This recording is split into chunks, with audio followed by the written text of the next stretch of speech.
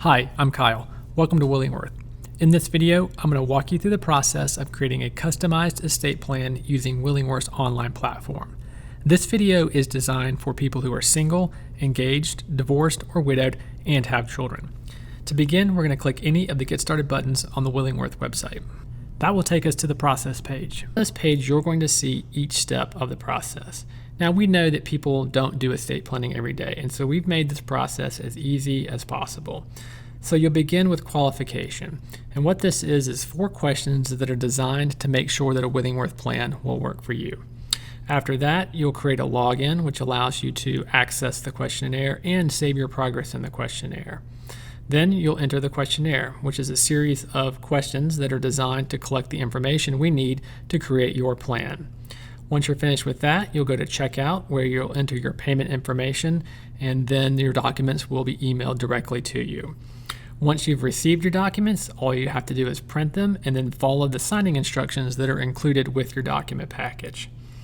At the bottom of this page, you're going to see a button that says Find Out If You Qualify. So we're going to click on that, and we're going to enter the pre-qualification questions. Now, in most states, you have to be 18 to create a will. So we're going to say yes. Have you been married more than once? We're going to say no. Do you have children with special needs? This is an important question, and special needs are typically described or defined as a physical or mental disability that allows an individual to qualify for government benefits like Medicare, Medicaid, or Social Security. So if you have a child that does have those special needs, then you'll need to click yes. If you don't have a child with those specific special needs, then you'll click no. So we'll go ahead and click no on this question. And that means that we qualify, and we're allowed to create a login, which will give us access to the questionnaire. So if you're ready to proceed, we're going to go ahead and fill out this questionnaire form here with our first and last name and the email address and a password that is at least 8 characters in length. Now, back to this email address. It's important that you use an address that you have access to, because this is the address that we will be sending your documents to. So once you have that information entered, you're going to click Submit, and you'll be taken to the questionnaire. So a couple things I want to point out on this screen. On the right, you're going to see a section that says Why It Matters. And in this section, we've tried to provide information or definitions or descriptions that link back directly to the question that we're asking. So if you're wondering why we're asking for your full legal name, you can look in the Why It Matters section and you'll find an answer to that question. So we're going to say Alex G. Green, and we're going to click Next. What is your date of birth? We're going to say Alex was born on February 2nd of 1977, and we'll click Next. In which state do you currently live? This is a really important question because your documents and your estate plan are state specific. So you want to select the state in which you currently live.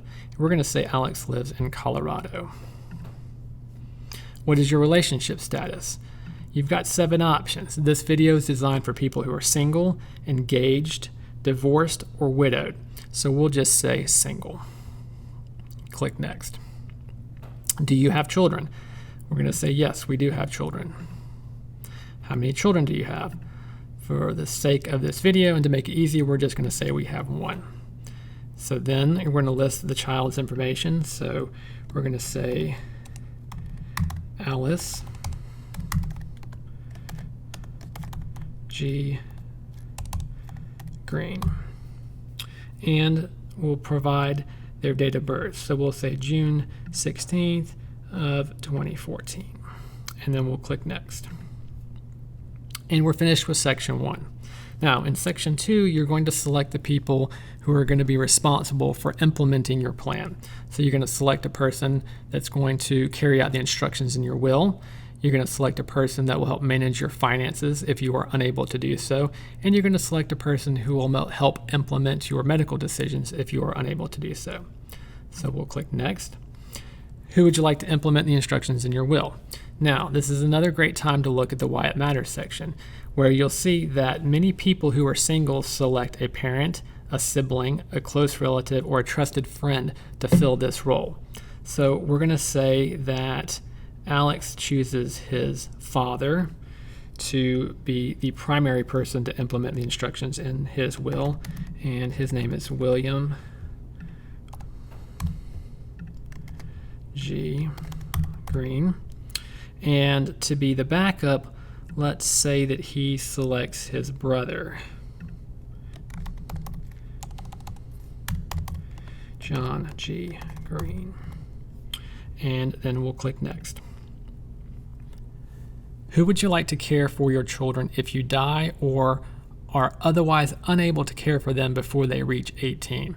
And what this question is asking is, who do you want to be the guardian of your children if you die or are unable to care for them before they reach 18? So again, you can look at the why it matters section and you can see that most people pick a parent, a sibling, a close relative, or a trusted friend to fill this role. So we're going to say that they pick their father to be the primary guardian, and let's say they select their brother to be the backup guardian. And then we'll click next. Who would you like to manage your finances if you are unable to do so? Again, we're going to say that we select the father to be the primary and the brother to be the backup. And we'll click next. Who would you like to appoint to make medical decisions on your behalf if you are unable to do so? This time, let's say that he decides to pick his mother to fill the primary role, and her name is Amy Green. And he decides to select his father for the backup role. And then we'll click next. And he's finished with section 2. Now in section 3, he's going to decide who's going to receive his property upon his death.